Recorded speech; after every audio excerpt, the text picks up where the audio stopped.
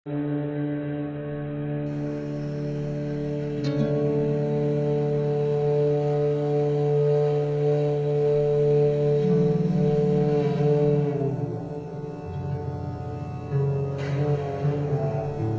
हमारा सफ़र शुरू हो गया है जगन्नाथपुरी का।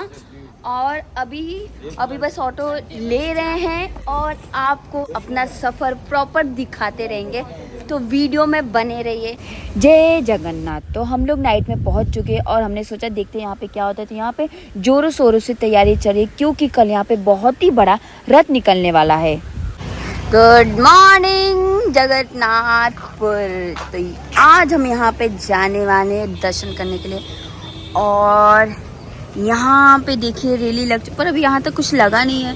सब तो कह रहे थे बहुत बड़ी लंबी लाइन है और यहाँ पे कुछ दिखाई नहीं दे रहा है, पता नहीं कब शुरू होगा।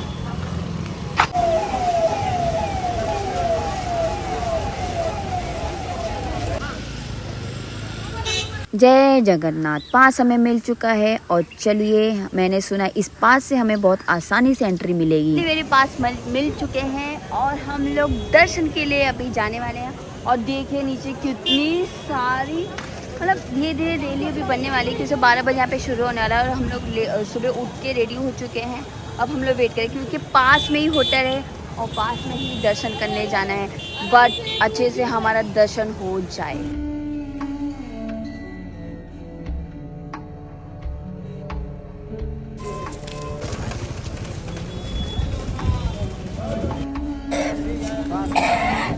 तो गाइस अभी हम जा रहे हैं अंदर दर्शन करने के लिए।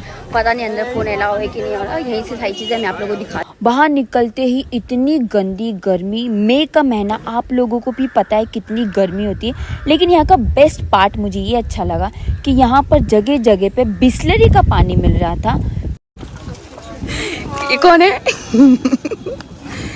तो गाइस नई नवेली दुल्हन आई है। दुल्हन है इनका आज मुहूर्त है। और इनको इन्होंने सबको त्याग दिया है अपने आप। हाँ संभालना, रिटर्न लेके इन्होंने सबको त्याग दिया है अपने आप को। पति अच्छा मिल जाए।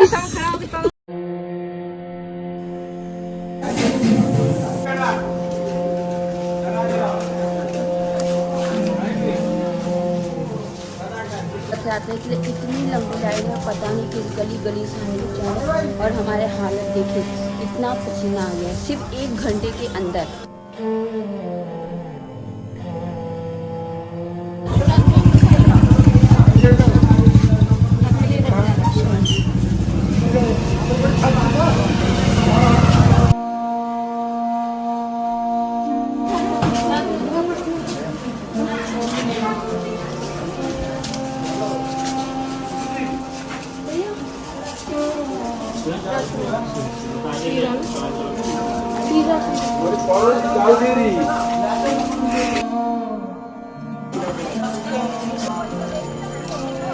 इतनी दूर है कि हमारी शक्ल देखिए, इतनी पसीना।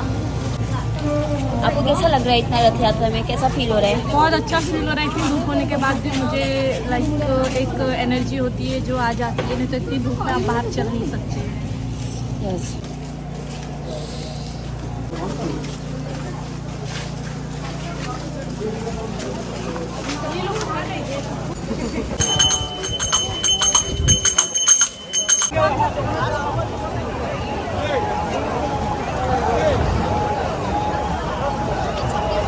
बहुत ही खतरनाक कुंभ के मेले ऐसा लग रहा है कि भाई साहब अगर किसी ने किसी का हाथ छोड़ दिया ना तो भाई साहब कुछ भी हो सकता है।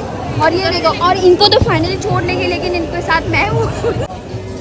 और बेचारी के पैरों में बहुत चोट लग गया। और आपको कैसा फील हो रहा है, मतलब आप कुछ बोलेंगे? बहुत अच्छा लग रहा है। Like this is my first time experience in Puri and Jagannath ji की यात्रा। मुझे लगता है सबको एक बार करना चाहिए। It's amazing. और ये देखिए अमेजिंग।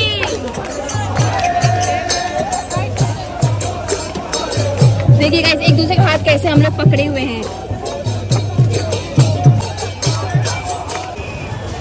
देखिए गाइस सॉक्स इतना गर्म हो गया था, पानी में आते इतना ठंडा ठंडा हो गया है।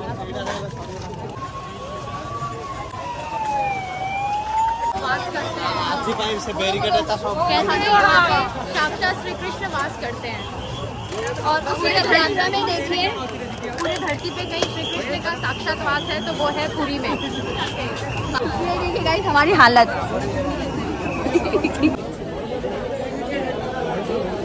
तो गाइस ये प्रसाद के लिए देखिए इतनी बड़ी लंबी लाइन लगी हुई है।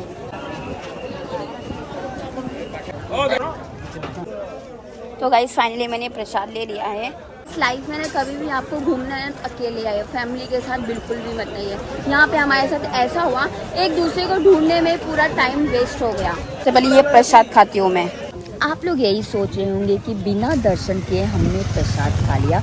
जी हमने प्रसाद खा लिया और वो होटल वापस चले गए थे क्योंकि बिल्कुल भी पैर रखने की जगह नहीं थी। एक दूसरे को धक्कम धुक्की चल रहा था। कुछ मेरे फ्रेंड्स लोग गायब हो गए, इसलिए बाद में हम लोगों को सिर्फ होटल का रास्ता पता था तो हम लोग सीधा होटल चले गए।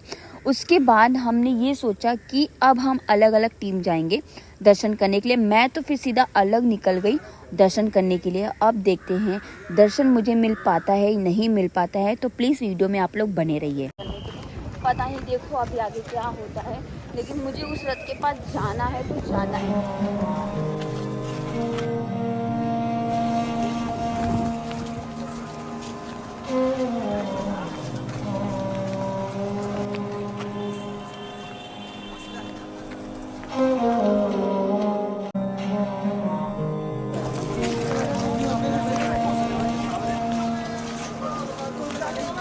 मंजिल के करीब आ गए, बस एक बार अच्छे से दर्शन हो जाए तो आपकी यहाँ की स्टोरी आप लोगों के साथ शेयर करूँगी। और मेरे साथ ये दो अंकल मिले कि मतलब हम सुबह आए थे, भाई साहब बैंड बज रही थी, लेकिन अभी बस अच्छे से दर्शन हो जाए, आगे की स्टोरी मैं आप लोगों के साथ एकांत से शेयर करूँगी।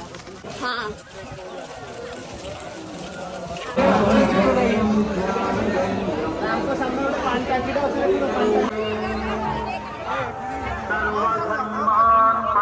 सब्र का फल मीठा होता है, तो हमारा फल सच में मीठा हुआ और रथ अभी यहाँ से जाएगी और हम सब लोग यहाँ पर है।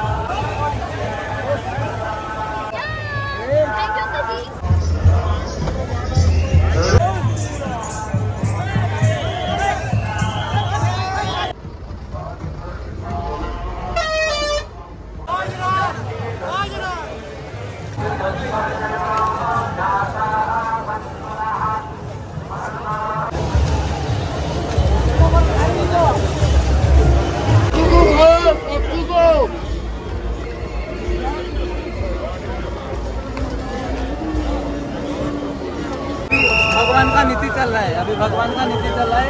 यहाँ पे अभी भगवान ने यहाँ पे क्या यहाँ पे रुके हैं, खाना पाना चल रहा है भगवान का। उसके बाद अच्छा कर लेंगे, टच करके ही रहेंगे, क्योंकि क्या ही बताऊँ, हिस्ट्री बाद में बताएंगे, पहले रस्सी टच कर ले उसके बाद बताएंगे। और ये देखो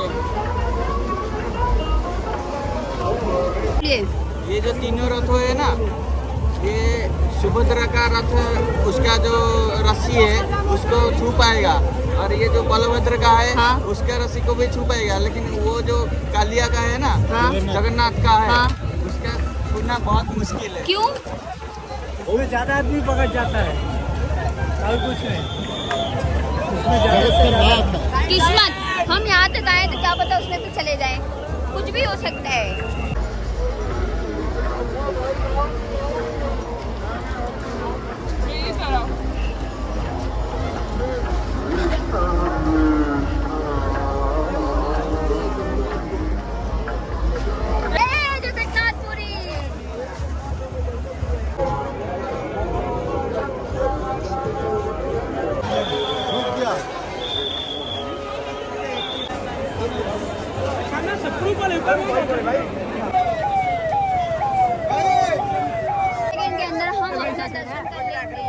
एक बेस्ट पार्ट मुझे ये भी अच्छा लगा कि यहाँ पे एम्बुलेंस की भी फैसिलिटी बहुत ही अच्छी थी। आप मेरे सारे वीडियो में देख रहे होंगे कि पहला नंबर एम्बुलेंस कौन की सा आवाज़ रथ है? आ रही है। जगन्नाथ जी का है। तो गाइस जगन्नाथ जी का रथ आ रहा है। नहीं जगन्नाथ का पीछे पीछे हाँ तो पहला कौन सा है? बलभद्र बलभद्र, बलराम। बलराम का। तो फाइनली पहला रस्सी हमारा टच हो चुका है। अब सेकेंड रथ आ रही है, उसका वेट कर रहे हैं, लेकिन वीडियो शूट नहीं कर पाए हम यहाँ पे। कौन सा रथ है? सुभद्रा रथ भी हमने इनकी रस्सी छू ली, बहुत ही मजा आया। एकदम करीब से मैं भी वीडियो बना रही हूँ।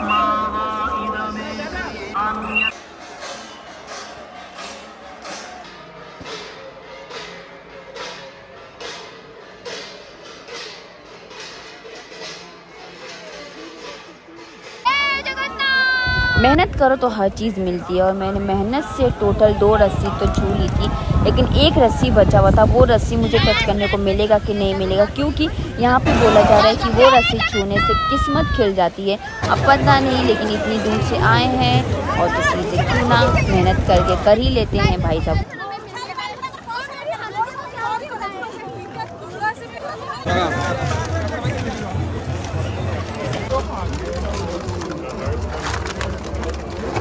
गाइस हम इतने पास में हैं, लेकिन ये रस्सी छूने को नहीं मिला। और देखिए इतने करीब, सुबह से लेके शाम तक अब भी जाके जगन्नाथपुरी। पता नहीं है, थोड़ा उसको देना बेटा। किस्मत का फल मीठा होता है। तो मैंने तो कितनी मेहनत की सुबह से शाम, और मुझे देखिए ना जगन्नाथपुरी बाबा का प्रसाद भी मिल गया। जय जगन्नाथपुरी।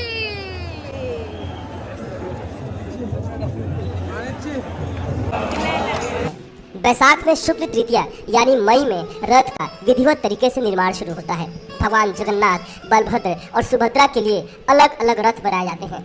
रथों का आकार प्रकार सदियों से तय है, उनमें किसी प्रकार के बदलाव का सवाल ही नहीं रहता। जिनमें सबसे बड़ा रथ भगवान जगन्नाथ का होता है। इसमें 16 पहिए होते हैं तथा इसकी ऊंचाई भी सबसे अधिक 13.5 मीटर होती है। इस रथ में कुल 832 लकड़ी के टुकड़ों का इस्तेमाल होता है। जगन्नाथ रथ का आवरण लाल और पीला होता है। जगन्नाथ रथ की तरह बलभद्र के रथ में 14 पहिए तो सुभद्रा के रथ में 12 पहिए होते हैं।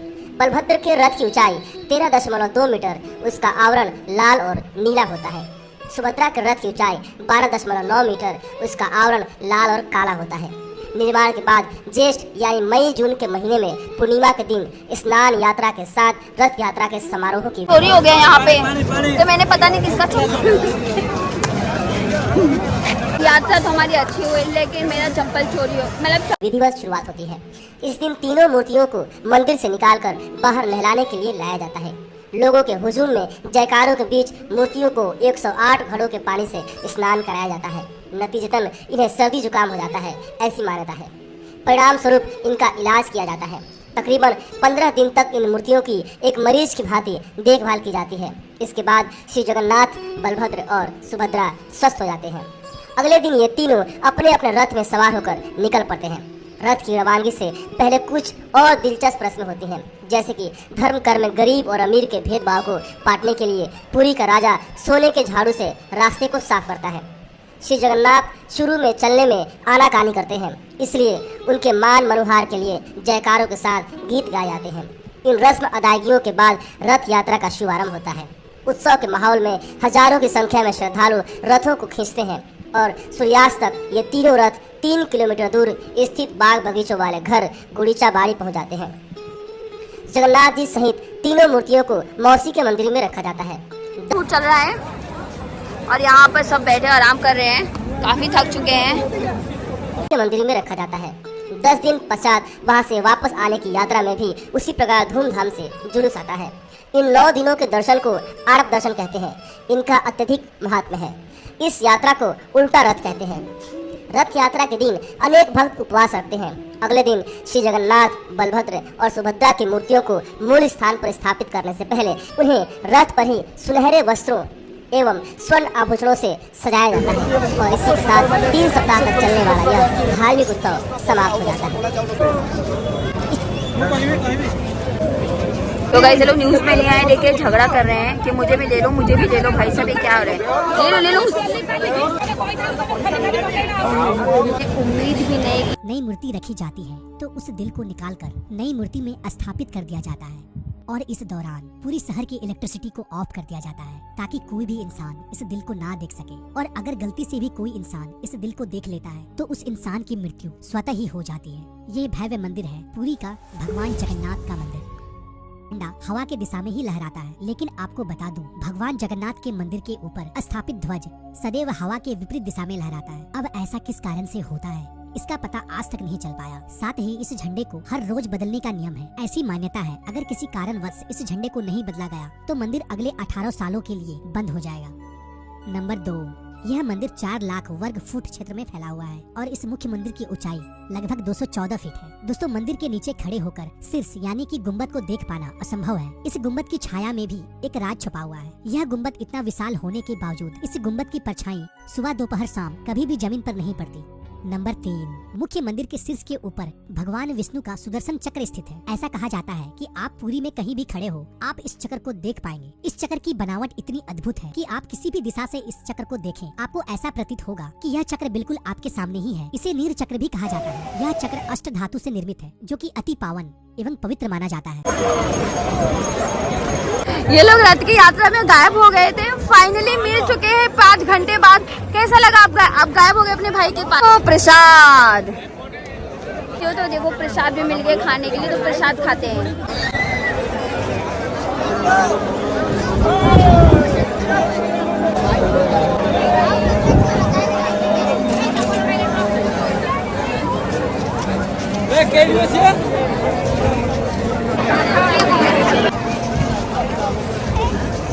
चली गई हैं अपने मौसी के पास और अभी हम भी जा रहे हैं होटल पे क्योंकि काफ़ी रात हो चुकी है, पर बहुत मज़ा आया। वापस कल दर्शन करने यहाँ पे आएंगे मॉर्निंग में क्योंकि अंदर हमें जाने को नहीं मिला।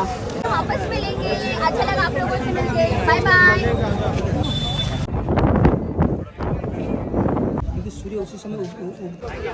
ये देखिए मेडी मैक्सी घाघरा, इसीलिए 7 घोड़े यहाँ से 4 है, यहाँ 3 है। सप्ताह के 7 दिन होता है।